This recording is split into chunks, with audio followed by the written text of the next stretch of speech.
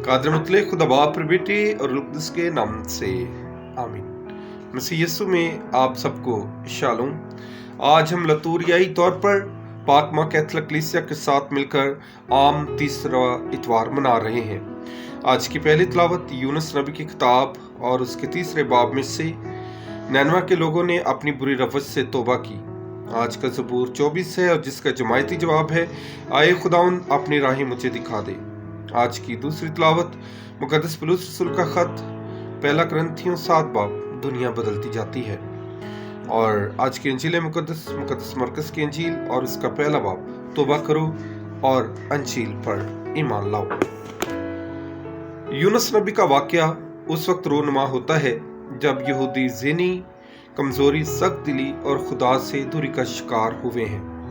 ये दौर अज़रा नबी का था जो शरीयत का उस्ताद है, और उस वक्त यहूदी कौम जलावतनी के बाद दोबारा अपने मुल्क में आई है। और अज़रा जो है वो इनको तंबीह करता है और कहता है कि अपने इर्द गिर्द मजहब की दीवारों को ऊंचा करो, और ख़ास तौर पे जो गैर मजहब से ब्याही हुई औरतें हैं उनको तलाक दे दो, क्योंकि गैर मजहब के साथ हमारा कोई रिश्ता नहीं है। इसी तरह से खुदा उस वक्त में नैनवा का गुनाह जो है वो खुदा की हजूरी में पहुंचता है, तो खुदा यूनुस नबी को भेजता है कि नैनवा बर्बाद हो जाएगा। लेकिन यूनुस नबी जो अपने दिल में ख्याल करता है कि यह खुदा के एक अच्छा मिशन है कि वाकई ही बर्बाद हो जाना चाहिए, लेकिन खुदा जो है अपने नबी के ज़रिए से उनके पास पैगाम भेजना चाहता है। लेकिन यूनुस जो है वो खुदा की मर्जी के खिलाफ काम करता है। जब खुदा उससे भेजता है तो वो किसी और शहर का रुख करता है, लेकिन खुदा ने अपने मंसूबे को पूरा करना था और खुदा ने उसके लिए मछली को ठहराया था, जो 3 दिन के बाद उसको नैनवा के साहिल पर उगलती है। और फिर वो जाकर वहां पर तौबा की मुनादी करता है, और वहां के लोग जो हैं उन्होंने अपने सरों में राख डाली है, टाट ओढ़ा है, यहाँ तक कि अपने मवेशियों तक को रोजा रखवाया है और खुद भी रोजा रखा है। क्या नैनवा के शहर के लोगों की तब्दीली हकीकी थी?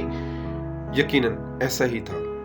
हर हाल में हम जो सोचते, कहते और करते हैं, हमें अपने खुदावंद को खुश करना है। अगर हम ये रास्ता अख्तियार करें तो जरूर हम इस जिंदगी में और आने वाली जिंदगी में हकीकी शादमानी हासिल करेंगे। आज की अंजील मुक़द्दस हमें बताती हैं कि खुदावंद यीशु मसीह यूहन्ना इस्तबागी की गिरफ्तारी के बाद अपनी एलानिया जिंदगी का आगाज करते हैं, और इनका पैगाम क्या है? वो यही कहते हैं, वक्त पूरा हुआ और खुदा की बादशाही नजदीक आ गई है, तौबा करो, अंजील पर ईमान लाओ। यहाँ पर वक्त पूरा होने का मतलब खुदावंद की तरफ से एक दावत है। इसका मतलब आखिरत भी है, मगर ये जिंदगी का खात्मा नहीं, बल्कि जिंदगी में मौजूद बुराई, बुरी बातों, खताओं, बुरी सोचों, बुरी राहों, बुरे रवैयों और पुरानी जिंदगी का खात्मा है। इसका मतलब यह है कि खुदा हमारी जिंदगी को अपने हाथों में ले लेना चाहता है और हमें एक नई जिंदगी से हमकिनार करना चाहता है। अंजील मुक़द्दस का आखिरी हिस्सा इस बात पर रोशनी डालता है कि खुदावंद यीशु मसीह अपने पहले शागिर्द का चुनाव करते हैं। वो माहीगीर थे, वो ना कोई आलम थे, ना वो कोई मुक़द्दसीन थे, ना कोई मशहूर लोग थे, बल्कि खुदावंद यीशु मसीह ने ऐसे इंसानों का इंतखाब किया है जिन पर मजहब की बुनियाद उन्होंने रखी। तब भी खुदावंद इनका चुनाव करता है और इनकी बदौलत अपने फजल को जाहिर करता है।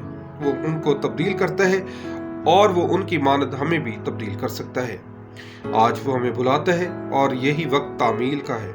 हो सकता है कि हमारी जिंदगी का जो पुरानी है उसका आज आखिर हो, लेकिन ये जरूर है कि हमारी बेमकसद जिंदगी का खात्मा हो। आज यीशु की तरफ लौटने का दिन है। आए, अपनी जिंदगियों को बदलें और यीशु की तरफ रजू लाएं, क्योंकि खुदा की बादशाही हमारे बहुत नजदीक है। खुदा करे कि हम एक नई जिंदगी को पा सकें। आज का इतवार हम सब के लिए बाइस बरकत ठहरे, मसीह यीशु के वसीले से।